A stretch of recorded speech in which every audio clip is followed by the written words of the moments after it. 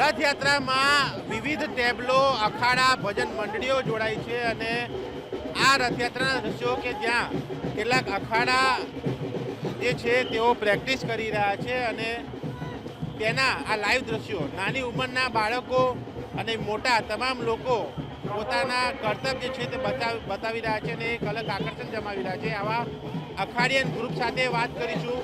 આપનું કયું ગ્રુપ છે? આપણે અખાડા નંબર 7 ગ્રુપ છે. એચપીપીની 7 નંબર છે આપણું ગ્રુપ.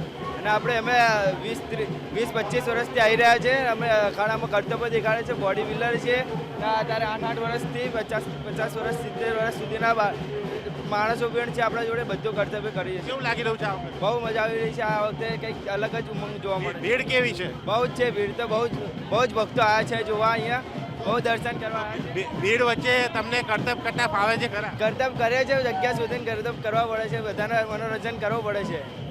એટલે ભીડ છે એમાં જગ્યા શોધીને કરતબ કરવા પડે છે. પણ તેની પહેલાં આ જ્યારે રથયાત્રા શરૂ થઈ ત્યારે જગન્નાથ મંદિર પરિસર ત્યાં આ પ્રકારે અખાડિયનોએ કરતબ બતાવ્યા, એક અલગ આકર્ષણ જમાવ્યું. ભજન મંડળી હોય કે પછી અખાડિયનો હોય, તમામ લોકો આ રથયાત્રામાં જોડાયા અને આ રથયાત્રાની જોરોશોરોથી ઉજવણી કરી છે.